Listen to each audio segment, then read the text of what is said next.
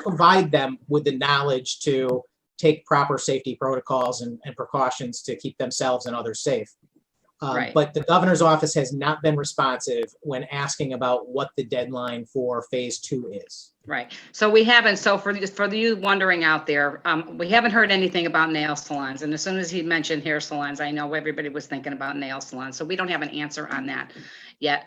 But just a little bit about myself. I am a real principled person, and I base my decisions are guided by our Constitution, limited government, freedom and opportunity for everybody. And that's basically what I base my decisions on when I'm up in the legislature. And I really hold those dear and dear to my heart, because I feel if I'm true to my principles, I'm true to my constituents, and I'm true to my country and my state. And I took an oath of office to uphold that Constitution, and I pretty much live by that every day. So we appreciate you being here. I know last time we probably talked a lot and didn't get to answer a lot of your questions. So I like to answer a lot of questions. I think that's really important. And I know there's a lot on everybody's minds today is what's going on with the state, when we're going to open the state, what's going on with the masks, the mixed messages that we're getting. So we're hoping that we can try to clear some of them up for you. And really, we are just as frustrated as you are out there. So we certainly welcome your questions. Feel free to vent. That's what we're here for. We're pretty much used to it. When you agree with me, Senator? We have been working really hard. Our phones are working every day, 24/7. Our phones are going off. We're answering emails. We're probably much more busier now than in the past. So your legislators, at least we know that we are working. So with that, I think we can answer some questions. Gail, I will just follow up very quickly and say I completely agree with all of your comments, and will add that if you are trying to reach either of us by email or phone, calling our offices, etc., please be patient. We are seriously inundated with messages. It is never this bad. Even when we have really controversial issues in the legislature, maybe you get, a batch of emails every few days that you've got to take care of. But I'm waking up to dozens of voicemails, and it's going to be a long time before I'm caught up to the day. But I'm trying very, very hard. I make 25 or 30 phone calls every day in an effort to catch up. So please be patient. So with that, the biggest question that you're receiving is, when will the lockdown end? Let me start by saying that, in the beginning, this really was about flattening the curve so our hospitals would not be overwhelmed. And I think in the beginning, everybody was very, very much concerned. There's a lot we did not know about this virus, and everybody was all in. Let's do what we need to do. Our hospitals are the most important thing. And we've done that, and we've achieved that goal as far as I'm concerned. The data proves it. The science proves that we've achieved that goal. When this lockdown is going to end, I personally think it should have ended when we achieved that goal immediately. The governor has the power to institute those executive orders up until September 9th. And then from that, he could actually get it extended another 6 months, which is very, very concerning. So yeah, when is it going to open? I say open everything right now. I think businesses are very innovative. They're very creative. They know what to do. They know how to keep their customers safe. They know how to keep their employees safe. They do a far better job in managing their business than we do at the state of Connecticut, hands down.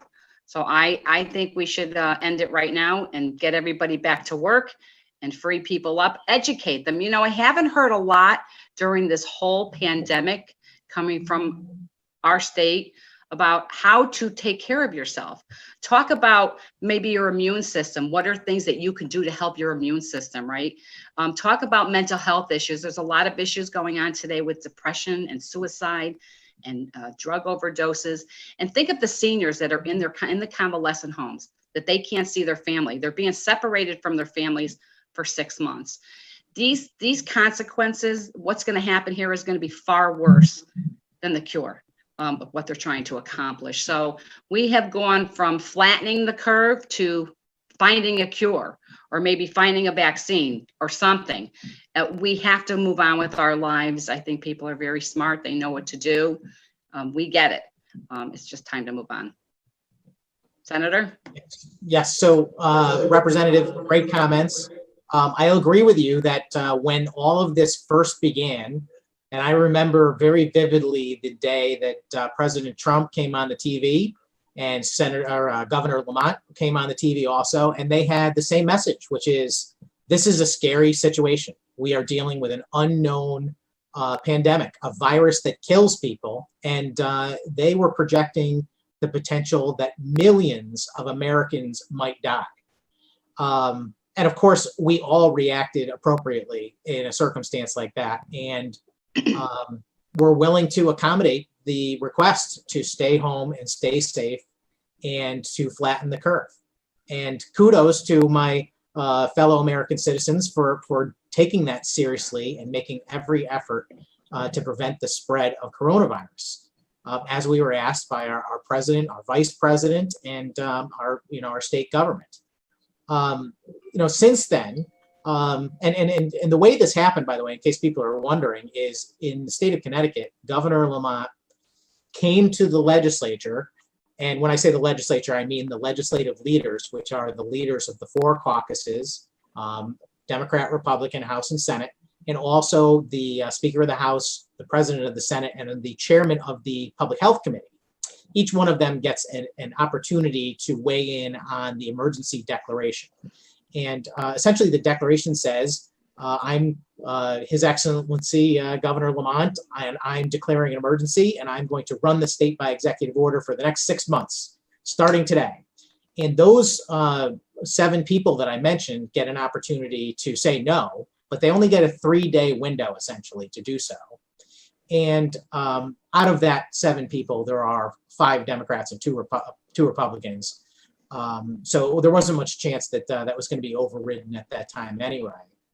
I agree with Gail that, we flattened the curve. That was what was requested of us to begin with as citizens. And since then, the goalposts continue to move. Now our state government is telling us that essentially we are not going to be fully open until there is a vaccine. And we are not going to open certain things until a bunch of other criteria is met. I don't know whether or not that is a legitimate plan from a medical standpoint.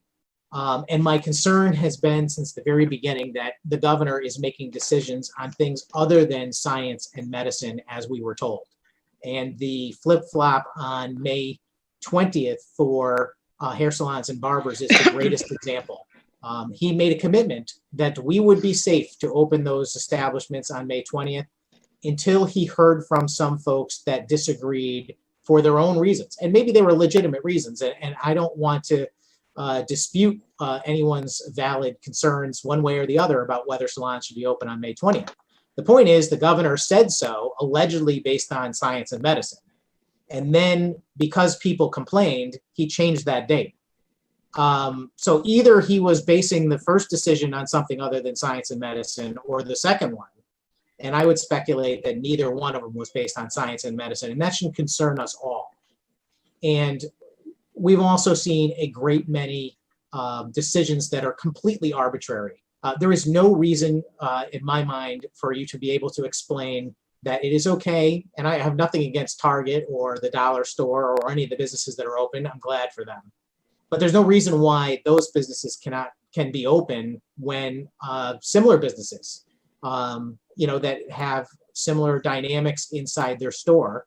I always keep using the example of the mythical Susie's dress shop, which has 1 or 2 customers a day, or few people in at one time. Why are they required to be closed as non-essential when other businesses that have far more people and far more direct contact are open? So these are concerns I have. I've been very public that I think that the governor is not using medicine and science to make his decisions, and that in America, people are free. We are free citizens. We are not subjects. And it is really up to people themselves to make their own decisions on how to deal with public health issues. It's up to us what foods we eat and the risk we take to our bodies because of that. It is up to us whether or not we go to work knowing that one of our coworkers has a cold. Sometimes these decisions are hard for sure. And sometimes it might be easier even to let other people make them for us. But in America, free citizens get to make their own decisions and, of course, deal with the consequences of them. And it is wrong for the governor to exceed his authority to arbitrarily determine which businesses are allowed to be open and which ones are allowed to be closed based on nothing, based on politics, based on his personal whim. And I know I'm going kind of long here, but I want to point out one other thing that frustrated me, which is that during one of his press conferences, he was asked about tattoo parlors. And he shrugged it off and basically said, oh, no, that's definitely not essential. And I found that offensive. Not that I have any special preference for tattooers or any other business. And that's precisely the point. The governor cannot and should not have a preference or use his personal preference in determining what is essential and what is not. It's either based in medicine or science or it's not. It's not the governor's decision to decide who gets to do what. That is the rule of men and not the rule of law, and something we have to correct as quickly as possible. And I'm working very hard to make that happen. I have written to the United States Attorney General, alerting him to some of my concerns about the constitutionality of the executive orders. And I'm also partnering with several other folks, and we are imminently about to drop a lawsuit, which essentially challenges the executive order determining which businesses are essential and non-essential. So you will see that in the next few days. We need to reclaim our state from a standpoint of individual liberty. This is not about politics. I know that there are people that promote democratic causes and politicians who will say that I'm doing this simply because Ned Lamont is a Democratic governor, and that is not true. It is completely false. If it was a Republican governor doing the same thing, I would say exactly the same thing. In fact, I might even be more hard on him because I would find it doubly offensive that someone in my own party would have the same attitude. What's right is right, and what is wrong is wrong. And as Gail said, we are people of principles, and that's how we do our jobs. And I take my position to represent the rights of my constituents, every one of them, people that voted for me and voted and didn't vote for me the same way. They all have equal rights under the law, and they deserve to be protected. Sorry, I know I went forever. I had to get that off my chest. No, that's not you, Senator. Thank you. I'm done Very talking. well said. No, let me just add something. When this all began, I felt bad for the governor. I can't even imagine any governor being in a situation like this. And I believe in the beginning he was doing what he had to do to protect the health and welfare of everybody in this state. And I supported him. You had to do something. But we are far beyond that at this point. Like I said, we've flattened the curve. Everything has been taken care of. Our hospitals are not overwhelmed. This is not a forum. We're not sitting here bashing the governor, but there has been some critical mistakes made by the governor. This should have ended a long time ago. So yes, it is our job as legislators to ask a lot of questions and to get answers. Unfortunately, we don't get answers. But what we do get is, like yesterday, I believe the governor came out with his plan to reopen Connecticut. It's about a 44-page document. And as I was going through it, I got to one page that I felt that was very, very concerning. And I have it here, and it says, the state will prioritize influenza immunizations to all residents to protect our population and to safeguard our hospitals from COVID-19 and influenza surge crisis. So what does that tell you? And then there's a list of things that are going down. We cannot force somebody to get a flu shot. That is not okay. And if the goal for the governor is to get every citizen in this state to mandate to have a flu shot, I want to tell you, there will be outrage. That is not okay. If you want to get a flu shot, you get a flu shot. If you don't, you don't. It is your body. You have choices to make. When I see things like this as a legislator, I have to ask questions, because these are all little crafty words that they put in there to prepare you for what's coming in the future. So it is our job to stop it, ask questions, and get people engaged in the process. Because when I see things come out that the governor is doing, and he's talking long-term, he's talking November, he's talking December, he's talking next year for the foreseeable future. Well, his executive order power is supposed to end on September 9th. There was a lot of money being invested here and a lot of plans being put in place that tells me that it's possible that he's going to try to extend this for another 6 months. And that cannot happen. People are free. We need to get back to work. We need to get back to normalcy, not the new normal, to normal, the way we used to live. This is the way we want to live, Normal. and we have to do that. The what? The new normal? Normal. There's no new normal. It's the old normal. So with that, I know we've talked enough a lot. Let's answer some more questions. Do you have anything else there, Sarah? Yeah. So a lot of people are concerned about what the forecast is for the schools come fall. Now that schools have been, and we're dealing with the summer camps possibly starting up. Is there anything that you're hearing as far as, are we going to open in September? Will it be normal in September? Those are the questions that you're getting. Well, again, it kind of goes back to what I was just saying. They're making plans for the fall, right? For school, September, October, November. So in the back of their mind, I don't believe they have any intentions on completely opening the state. And when they're mandating, they're going to be mandating or put measures in place for our schools. I haven't heard much about it. I know they're probably trying to open day camps, some summer school. There hasn't been an outline on there, but I believe if you go to the CDC website, they're talking about, I did see some requirements in there for, kids going to school with masks. That is not healthy for them, for the kids. They need to be in a regular environment and to be entertained and to be one-on-one. They are the least affected actually by the virus. So something needs to be done with the school system. And another complaint we're getting is that there's absolutely no reason why schools can't have a graduation. I hear the governor talk a lot about being outside. Go outside, it's healthy, right? But don't have a graduation outside in a football field. These kids have worked their entire life. To some people, maybe it's not a big deal, but to them it is. This is their graduation. It's probably the proudest moment up to their senior year, and they deserve to be recognized and have a graduation. There's absolutely no reason.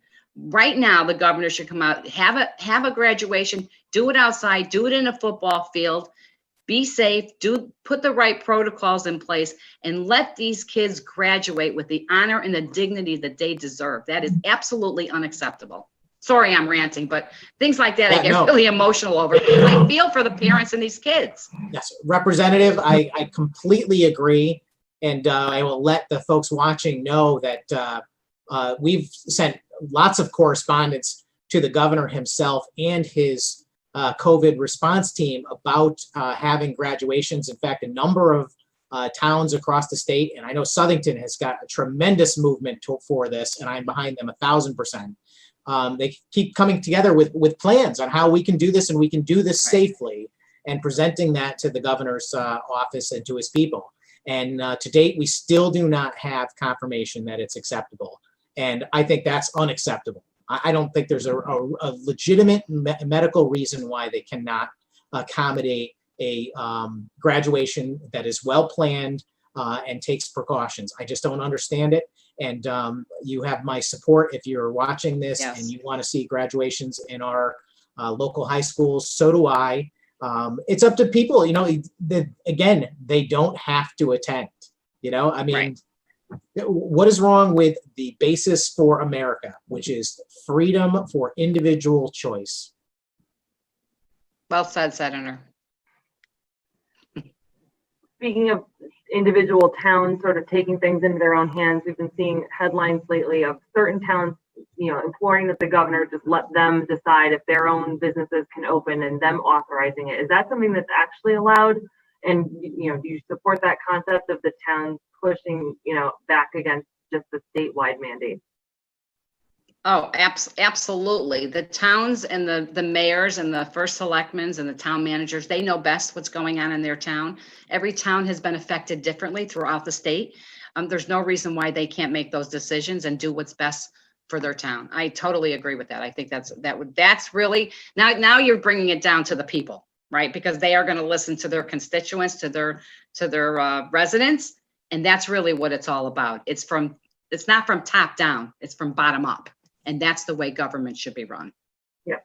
I will not disagree, because I am very much in favor of the local governments that have spoken up However, I'm opposed to the local governments that are trying to create even more arbitrary Yes. regulations and lockdowns on their citizens. Yet in America, the focus is we the people. Individual citizens are the ones that have rights. Governments don't have rights. Groups of people don't have rights. Individuals have rights. And when this, we could get into this whole thing. I described in a recent Facebook post that there's only 4 options to end the business closures being mandated by the state. And I would be the first person to say that the state government never had the right, whether it was right or wrong, or the smart thing to do is irrelevant again. But the state government does not have the power to say who's essential and who's not essential, and this business can be open and this business can be closed. That is not something in keeping with the American system of government. There's nothing in our federal constitution that would allow that. There's nothing in our state constitution that would allow the government to do that. So I believe those are unlawful acts. At the same time, I don't encourage people to violate those decisions made by our governor or local, town governments, because I believe in the rule of law, and there is a process, and it's going to court. So the 4 ways we can undo this is the governor relents on his own and decides to transfer the power back to the people where it belongs, which that can happen if there is enough public pressure to make it happen, which is why I spend every day trying to teach people the value of freedom and sticking up for their own freedom and their own rights, and telling people that they get to make their own choices. That's one. The second option is that the legislature would go in and override the governor. But sadly, there is very little chance that that's happening. It would require a majority vote on a petition. And judging by the fact that I only had 11 brave colleagues, including Representative Mastrofrancesco, join me in writing the Attorney General of the United States, that means we're probably not going to get to 50% plus 1. And it seems like most of my Democratic colleagues seem to be in line with the governor on most of these policies. And I'm surprised, because even if they agree with the letter of the ideas, they shouldn't agree with the methodology. The governor is bypassing their rights as the representatives of their constituents to vote on these policies. And then the last 2 things are either federal court and state court. And there are numerous lawsuits that are pending on various executive orders, including the one I mentioned earlier. Yeah, we need the people to really rally behind and put pressure on the Democrats. Put pressure on the legislators to call us into session and end this thing. And by all means, this cannot go past September 9th. That just cannot happen. We need to have our lives back. It's very frustrating. We, as a legislator, it's frustrating for us because everybody says, what can you do? And we've sent letters in, we don't get a response. We've, like Senator Sampson, we sent a letter to the Attorney General. You almost feel like your hands are tied. You just want to go up. It's very frustrating on our end as well. I hear you. We are just as frustrated as you are. I am, and this is a number 1 question that I get every day is, you've got to do something. You've got to do something more. And the fact is that we are a citizen legislature, and Representative Mastrofrancesco and I, we are the same as our neighbors. We do not have any additional rights to any other person, and that's a good thing. That is a really good thing. We do not need people who elected to have more power than the citizens. We're witnessing that as the problem. Is the governor is taking more power for himself than he's rightfully got as a fellow citizen to his neighbors here in Connecticut. And of course, my political opponents like to mock the fact that I am writing letters, write another letter, Sampson. Well, that's my job. My job is to be the voice of my constituents, and I am working very hard to do that. And, I wish more of my colleagues would write more letters. We might actually get something done. I've written a number of letters that have gotten a positive reaction from the governor. He instituted the policy of not charging additional unemployment insurance rates to businesses that had to lay off their employees as a result of coronavirus. That was my request, and he did it because of a letter he got from me. So anyone who thinks that, our involvement in trying to communicate the concerns of our constituents to the world in the form of columns and social media posting, or writing to our fellow officials in government, that is the most effective thing that we can do, not the least effective. We don't have the ability to make a citizen's arrest. I mean, I can't show up, at the governor's residence and ask him to come to the door so I can cuff him and bring him down to the station for violating the law. That just doesn't work. Yeah. We have to hold him accountable to public opinion and the letter of the law, and we're attempting to do that by the means of the written word. Can you just clarify, are there any legislators, because we are getting this question, are there any legislators that have been tapped to advise Lamont or participate in the strategy that's happening to reopen Connecticut? I would say on the House side, I haven't, we have our leadership that meets with or gets on a conference call with the governor. I don't believe that they're able to give any input. I think it's basically they're just telling them this is what the plan is to roll things out. I haven't heard any discussion on that. We're pretty much out of the process. I don't know the extent to which anyone else is communicating with the governor's office, but I communicate with them every day. Yeah. To the extent that means that I've been welcomed as an advisor, I wouldn't say that's inappropriate characterization. But they hear what I say. They respond, some of the time favorably, right. Some of the time not so favorably, and a lot of the time they don't respond at all. I'm not aware of any legislators being part of the Reopen Connecticut panel that he created, right. The multi-state panel, which effectively replaces the legislature for making policy, which I disappointed with, nor the out-of-state paid to the tune of $2 million taxpayer dollars Boston consulting firm also has no legislators on it. That's not to say that he's not in contact with various legislators. I know he had a press conference where he had Senator Anwar and Representative Pettit on the podium with him discussing their thoughts on some things. I don't know how deeply involved they are, but they're both physicians, so I think that's why they were there. Yeah, and that's not getting getting in the mud and creating solutions. Having them on the stage and giving information is wonderful, but I don't know how involved any of the legislators are really hands-on getting the job done. The governor has said multiple times in his briefings that he did not shut the state down. He did not close any businesses. Well, I want to know if that is so true, why are you spending $2 million to have a consultant group come in here to reopen it? That makes absolutely no sense. It's those kinds of messages that are very frustrating. And to be quite honest, in my mind, they're not truthful. Saying that you did not shut the state down. If you didn't shut the state down, then there's no need to hire somebody to open it back up. End it and just open it. Amen. That's why I voted for you, Gail. Oh, yeah. Best state representative. Thank you. Making a pivot, looking forward to the August presidential primary, can we talk about the changes that are being made to the absentee balloting and the applications being mailed en masse? Yeah, I'm going to let Senator Sampson start with that because we both share the Government Administration and Elections Committee. We are on that committee together, which is very exciting. We got two people that are pretty outspoken. He is the ranking member, so I'm going to let him comment on that first, and then I'll add in.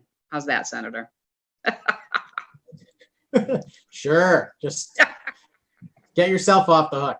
No, I mean, look, this is a complex issue. It is very misunderstood. There are a lot of different opinions. But at the end of the day, what I want my constituents to understand is that I want people to have access to voting. I want them to have the most access they can possibly have. The one caveat is that I want our elections to matter. There has to be integrity in the system. We have to make sure that the actual votes matter. Because if we have an election that is not honest, that does not have integrity, then what is the point? And sadly, absentee ballot fraud is a real thing. And people are going to challenge every time you say that and say, well, show me some proof. And I'm like, I can show you proof. I have itemized over and over again lists of absentee ballot fraud. And if you don't believe me, go to Google and just type in Connecticut absentee ballot fraud and a year, and you'll find dozens of examples every year. And in fact, every day after Election Day that I can remember since 2010, there has been some kind of major story about some kind of tragic travesty of justice with our elections. There's a bag of ballots found in Bridgeport. They left the voting open for an extra hour in New Haven. They had busloads of people coming and being sworn in as Election Day registration people after 8 o'clock en masse.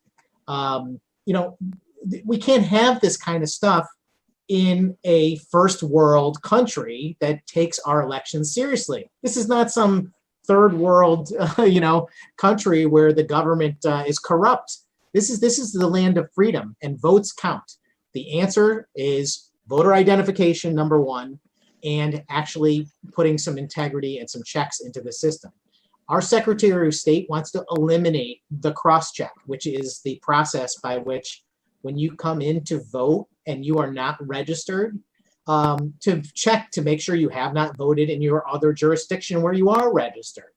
She wants to get rid of that. What is the logic behind getting rid of that? And absentee ballots, the danger here is that there are tens of thousands of people on our voter rolls that are not legitimate voters. They have either passed on or they've moved to another state. There are just loads and loads of extra names. If you send all those ballots out, who's to say those ballots are not completed and sent back by someone else? There's no way to check. You can't even prosecute anyone if they commit the fraud because you won't even know who did it.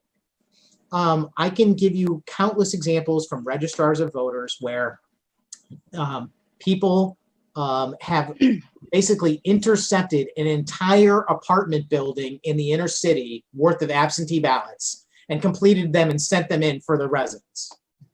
You can't even prosecute them because you don't even know who to go to. The same thing happens in nursing homes and places like that. It is a bad idea to expand this process without any integrity. Now, I think we got to keep the existing system, which is if you are legitimately unable to make it to the polls on Election Day, by all means, get an absentee ballot. I'm not suggesting we get rid of that. It's very simple. You can call the town clerk, you can stop by town hall, or you can go online and ask for one. It's hardly a big deal. Anyone who's actually interested enough to vote ought to be able to go through that simple process. The idea of mass sending at the cost of millions and millions of dollars. Think how much it's going to cost to mail every person in the state, and a lot of people not in the state, absentee ballots, and another stamped envelope to send it back. It's right. Ridiculous. It's a cost, and it's going to lead to lots more fraud. And anyone who says that Republicans want to stifle the vote or we're racist or some other nonsense, right, is just lying. We don't want cheating. That's what our problem is. We want an honest election. Thank you. Yeah. Very well said, Senator. Ditto everything that you said. But this whole process that the Secretary of State, Denise Merrill, is putting through and the governor is approving it with the executive is absolutely 100% unacceptable. Okay. If you want to get an absentee ballot, it's so easy today. You go online, you fill out the form, you get it online, an application. You can call your town hall or you can go down there to get an absentee ballot. There's absolutely no reason to use the COVID as an excuse to do this because, as he said, Senator Sampson said, we have to fix our problems that we have already with absentee ballots. You are just opening the door to more fraud. Now, the other problem is they have a company that is chosen by the Secretary of State of who she wants to mail those out to. It's not a bidding process. She's going to choose somebody to do that. There is risk and a potential for fraud and abuse all over this. Absolutely unacceptable.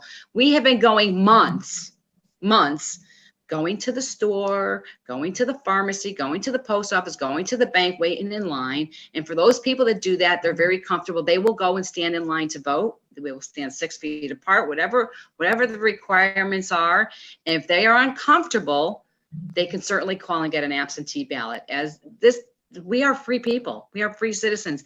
They are using this excuse, as they always say, never, as the Democrats do say, never let a good crisis go to waste. Well, I want to tell you, they are seriously taking advantage of this crisis in many, many ways. This is absolutely unacceptable, an overreach of power on both on the governor and the Secretary of State. And I'm concerned that now, think about it, as I mentioned before, they're talking about trying to get this done for November. So listen to the words that they use. This is supposed to end September 9th, right? When they're talking about doing something for November, what does that tell you? You got to pick up these little keywords and stop them from expanding this for another 6 months.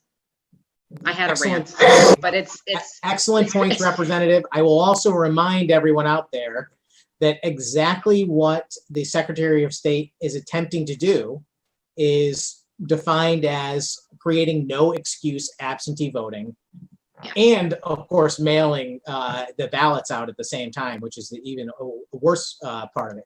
But the state of Connecticut actually had that as a ballot question. In 2014, the citizens of Connecticut were asked, would you like no excuse absentee voting? And guess what? The question failed. The people have spoken. Why is it that suddenly the Secretary of State thinks it's perfectly acceptable to go ahead and institute a failed policy, by law without any legislative action, et cetera? It's ridiculous. And don't let anybody tell you and try to convince you, well, it's only a primary, right? And it's already been determined who. Every election is important. It doesn't matter if it's a primary. It doesn't matter if it's a small turnout or a large turnout. There are some primaries going on in the state for state representative and for state senator. So they are important.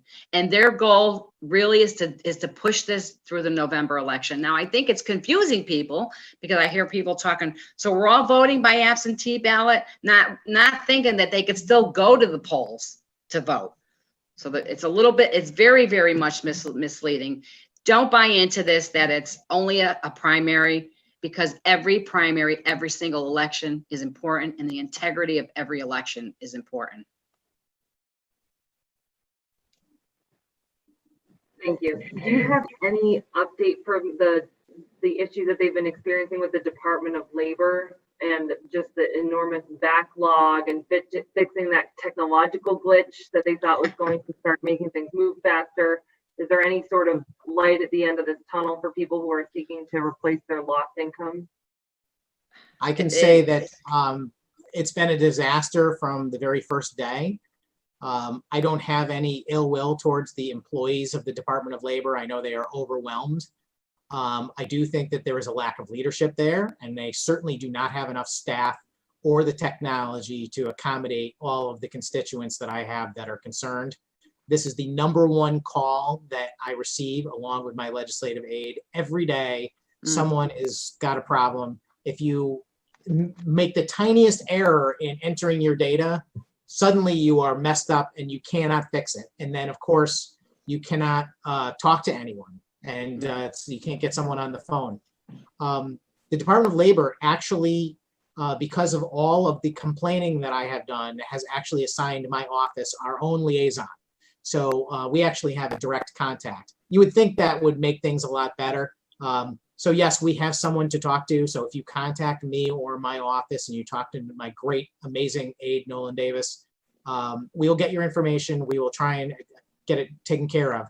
The person at the Department of Labor they assigned us is brand new. You know, they've only been there for a short period of time, so they don't even only know how to fix things, but at least they're taking the information and know that someday we will get caught up and it will get processed. I feel very terribly for people in my district and across Connecticut. There are people who have never taken a single nickel from our government, federal or state, that are self-starters who take care of themselves, who are so desperate at this point of not having an income for a long period of time that they are actually standing in line at Rentschler Field to get, a handout from the government. And I cannot believe that is happening in my country. It is appalling. And our governor should be embarrassed that he has put those people in that position. It upsets me to my core. I cannot even tell you. Yeah, it's obviously an ongoing problem. I get calls every single day from frustrated people that they can't get their unemployment, and my heart goes out to them. I can't even imagine. This has been going on since March, right? We're into June, and they're still not getting a response. They're still not getting their unemployment. There's no reason why they can't train people to answer the phone or just to even respond to an email. We have a lot of state workers that are working from home right now, or not working from home. They're not even working. They're just home like everybody else. So there's no reason why we can't train enough people to answer a phone or answer an email, just to let people know that, just to at least acknowledge them. Say, look, we're behind right now, but we're working on it. I understand. Unacceptable. There's no reason why that can't be done.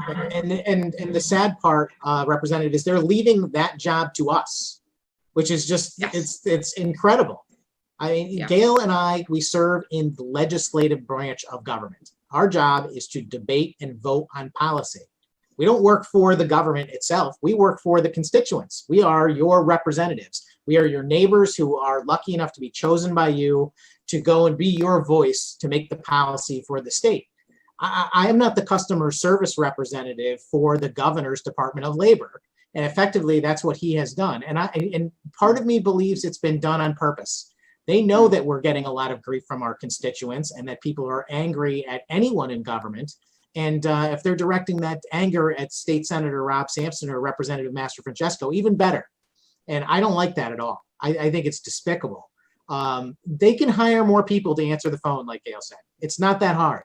Even the governor's office, if you go to the portal.ct/gov right now and you look up the governor's phone number, you know what you get when you call? You get, oh, sorry, we can't answer your phone. You have to go to 211. Yeah, taxation without representation. That's how we got America to begin with. Maybe it's time. Speaking of 211, they have a number out there for, yeah, right. They have a number out there for people to call if you see somebody not wearing a mask or a business that doesn't have the right screens up to protect their people. They are encouraging people to call this number to report a business or to report somebody. What has happened here? What have we become when that happens? Terrible. Just it's frustrating. Yeah. The governor is encouraging people to call the number if you see something. I'll tell you. Very 1984. Well, I have to say, what country are we living in when that happens? Right. Keep going, Sarah. I'm sure you got lots more. Just a lot of the concerns still about, which entities and businesses and places are being allowed to reopen and not reopen. People are upset about places of worship still being forced to be closed, for state parks to be closed, the way that they're handling the crowd control at some of these locations. Just general ranting about that. I don't know if you have any additional thoughts. We could go on all day about this. Yeah. The guidelines that they put in place for these businesses to open are so stringent. Some of them aren't even going to open. They can't afford to buy the materials and the supplies that they need. They're so strict.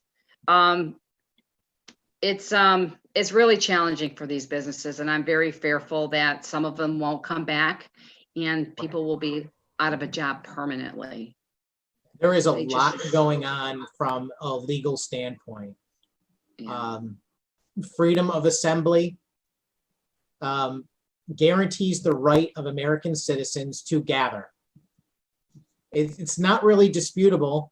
You can come up with case law that says X, Y, and Z, but the Constitution is the Constitution. Freedom of religion, along with freedom of assembly. The right to engage in commerce with your fellow citizens, to make contracts, These are all things protected by our United States Constitution. I had several others in mind, but I lost my train of thought. There's just lots and lots of things going on. You know, and let me just speak about the issue with the lawsuit really, really quick. It's not even based in the constitutional concerns, which we will certainly reference. But I'm more focused on something that I believe is even more clear, which is that the governor's abuse of his authority when it comes to the emergency declaration is pretty much clear on its face. That emergency declaration, as I described, essentially follows a statute which allows him to modify existing law for public health purposes for the period of the emergency declaration. The word modify is in there, not create. And I think that's on purpose. They did not want to give the governor the power to create new laws. You know, they wanted him to be able to modify existing laws to further, prevent a health crisis. That doesn't mean that laws that have nothing to do with public health, like contracts between landlords and tenants, should be affected. I think it's a tremendous stretch to say, you know, how does that fit in? The negotiation about someone's rent has nothing to do with public health. And I think it's a stretch for him to do that. The establishment of an entirely new law about what businesses are essential and non-essential, that is creating new policy out of whole cloth. And I don't believe he has the right to do that. In the state of Wisconsin, the Republican legislators filed a very similar lawsuit based on the same concerns. And essentially what they said is that the governor has to show that this is a public health related issue. And he's actually got to go through the process of having the Department of Public Health create regulations that support the executive order. And because they did not, the court threw out the executive orders and declared that, the lockdown in Wisconsin was unlawful. And so he had basically the executive order was null and void. And that's what I'm attempting to do in Connecticut also, because we have the same exact situation. And actually, I think it's even much, much more egregious, some of the things he's done. And again, this is not personal. This is just, the fact of the matter is that the legislative branch is the check on the executive branch. And no matter who the governor is, Republican, Democrat, Independent, I don't care if it was my mom. And I love my mom. But if my mom was the governor and doing bad things, I would say, Mom, cut it out. And that's what I'm supposed to do. We're supposed to be a check on the governor's office. And that's why I really wish my Democrat colleagues would acknowledge at least that what they know to be true, which is that we have a system of checks and balances, and the governor is ignoring his responsibility to that. And join me, it doesn't mean that you still can't stand for the policies you believe in, but I would feel much more comfortable, even if the things I disagreed with occurred, if the legislature actually voted to make them happen. At least that would be through the proper protocol and process, not by the arbitrary whims of a governor who thinks he can rule like a dictator. It's just not appropriate. Yeah. Well said, Senator. I agree. So in an effort to try to give people some general advice on how to move forward from here, there's just a lot of people that are just looking for direction, looking for every single bit of information. Do I, don't I, how do I, do you have any sort of advice to leave people with today as a final thought? Wow. We get information as they do. As a legislator, I'm listening to the governor's briefings on a daily basis, trying to find out what the next executive order will be and how to proceed. We are here they can certainly call and email us anytime, always available.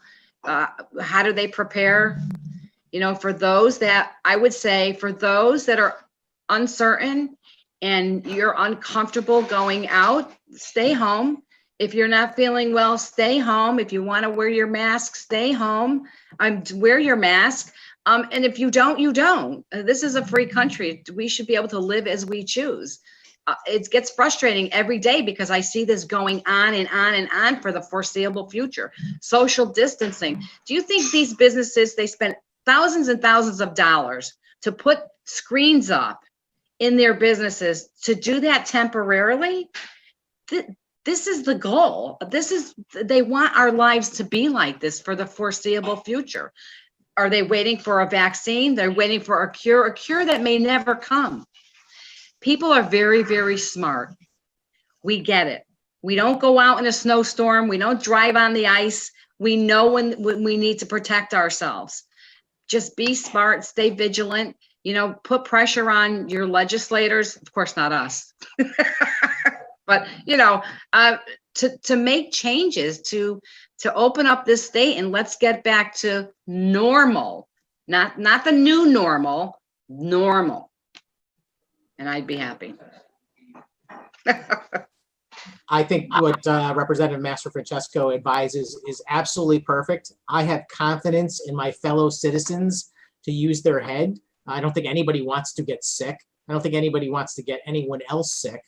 And certainly you can point to examples of people that are going to do bad behavior. I don't dismiss that, but I also don't think that passing some sort of, huge mandate on every citizen solves that problem. You're still going to have people that commit bad behavior. The point is, I've said to many, many people, there's not a police car in everybody's driveway telling them to social distance, because there doesn't need to be, and because there can't be. And I guess that's the point. I believe that America is the greatest place on earth because of our freedom. And freedom comes with the responsibility of being able to think critically, to assess situations on your own and make intelligent choices. And sadly, our society is getting farther and farther away from really capable, free citizens who can make those choices. It's about time we got back to it. The one thing about this whole episode that both concerns me immensely and also inspires me is the number of people who have said to me, I had no idea what was happening in my state government before this. That's how we got here. We got here because our government continued to grow and grow in power and influence and affecting our daily lives and our freedom, because people were not holding them accountable. And that's a bad thing. But the good thing is that many, many people who were not paying attention 6 months ago or a year ago are now. And my hope is that they are going to be vocal, and they are going to continue to hold their elected people accountable going forward. And maybe we can right the ship, and we can start to go back towards the principles that made us great to begin with. And we'll have even freer people with more critical thinking and more personal responsibility in the future. That's the America I think is more successful, and I want to see it happen. Well said, Senator. And let me just say that for those of you out there, I read a lot of posts on Facebook, and I see where people are so frustrated, you almost get to a point where you give up because you feel like you're fighting and nothing happens and it's never going your way. I would just say you have to keep up the fight, right? Our founding fathers and the people who fought for this country, they never gave up for their freedom. They never gave up, because that was the most important thing. And we need to do the same thing. Listen, I get the same way too. I get so frustrated. Sometimes you just want to put your hands up and say, I give up.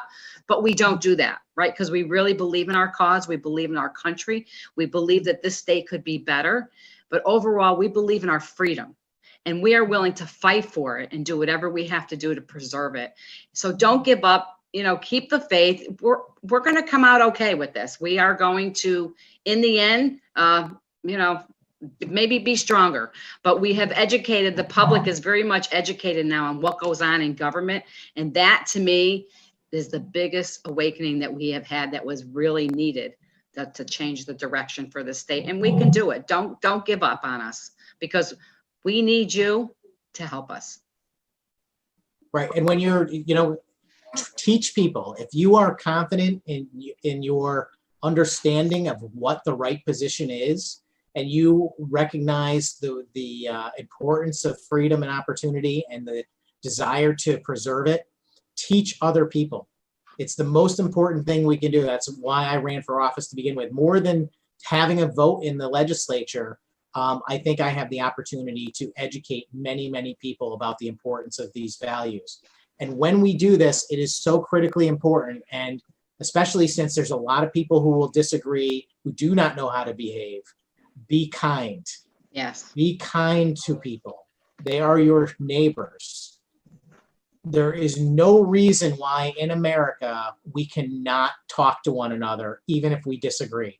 That's what freedom is about. It is respecting the fact that your neighbor has a different view than you. It is totally fine.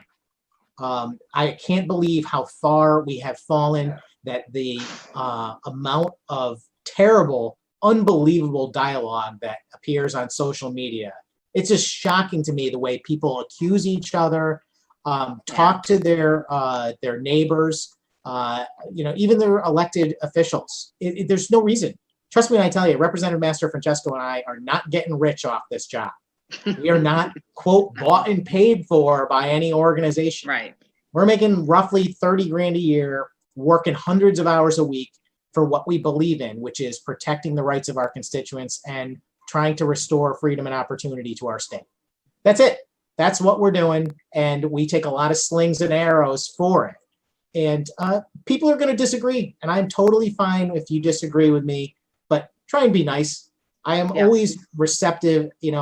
I'm not perfect. I'm a human person. I lose my patience and my temper on occasion too. But for the most part, I just want to talk to people and show them that I respect their values and their principles, and they need to respect mine also. Well said. Are we done? Should we just say thank you? We're wrapped Thank you. up. Thank you. Thank you, everybody. Thank you. This is very enjoyable. We're going to try and do many more of these, going forward. And if you have questions, by all means, inbox us or, email or call the office. Thank you. Shutting it down. Bye. Bye.